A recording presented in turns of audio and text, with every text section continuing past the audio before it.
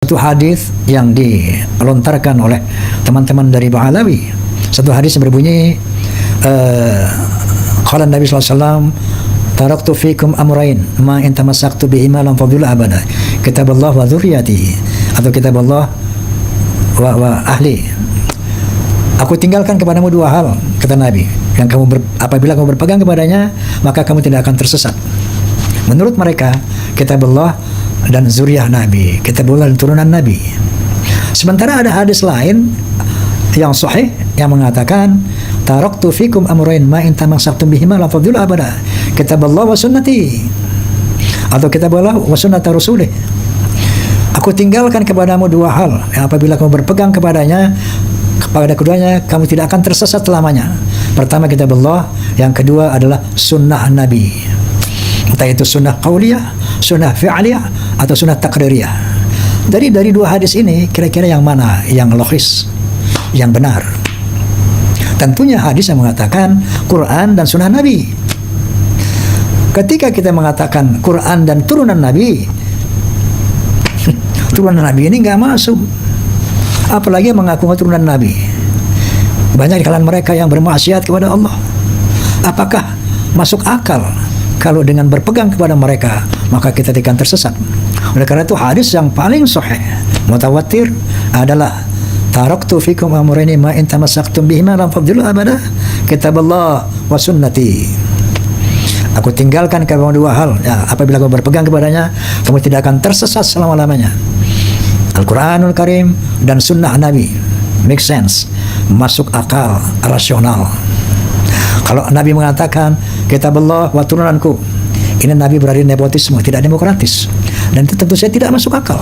Inilah barangkali teman-teman saudara-saudara kita dari para muhibbin, ya, terkontaminasi oleh hadis ini yang selalu didengung-dengungkan oleh mereka, sehingga pimpinan mereka mengatakan siapapun yang baca Quran, yang beriman Al-Quran, tapi kalau tidak cinta kepada habaib, sesat. Bagaimana status ulama? Ya, ulama warathatul anbiya. Terus bagaimana habaib? Ikuti Al-Quran tapi nggak ngikuti habaib ahlul bait Nabi, ente juga sesat. Karena hadis tadi mengatakan kalau kau berpegang kepada keduanya tidak akan sesat. Karena mereka menafsirkan bahwa yang kedua itu adalah turunan Nabi, maka mereka berani mengatakan yang tidak cinta Ba'alawi walaupun memegang Al-Quran dia sesat. Inna lillahi wa inna ilaihi raji'un. Ya mungkin hal ini yang membuat kita para muhibbin begitu tunduk kepada yang katanya turunan Nabi. Jangankan turunan yang palsu, keturunan asli pun tidak itu yang dimaksud Nabi. Kitabullah wa sunnati, bukan dzurriyyati.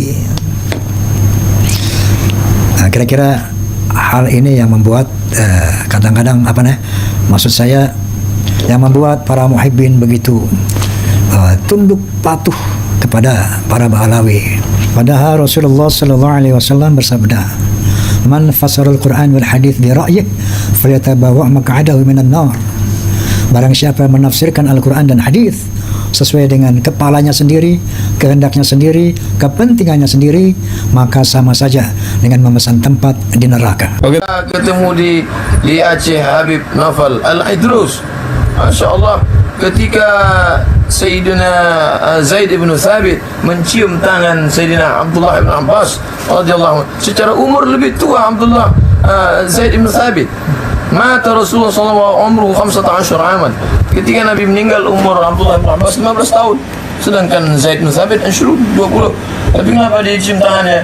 Kenapa kau cium tanganku? Kata Sayyidina Zaid bin Thabit, karena engkau kerabat Rasulullah sallallahu alaihi wasallam. Al-Hasan wal Husain sayyida syababi ahli jannah. Sesungguhnya Sayyidina Hasan dan Sayyidina Husain pemimpin pemuda ahli surga. Kita tak dapat berjumpa dengan mereka, cucu-cucu mereka mengalir darah itu dalam tubuh mereka. Maka insyaallah kata Nabi sallallahu alaihi wasallam, kutinggalkan dua perkara.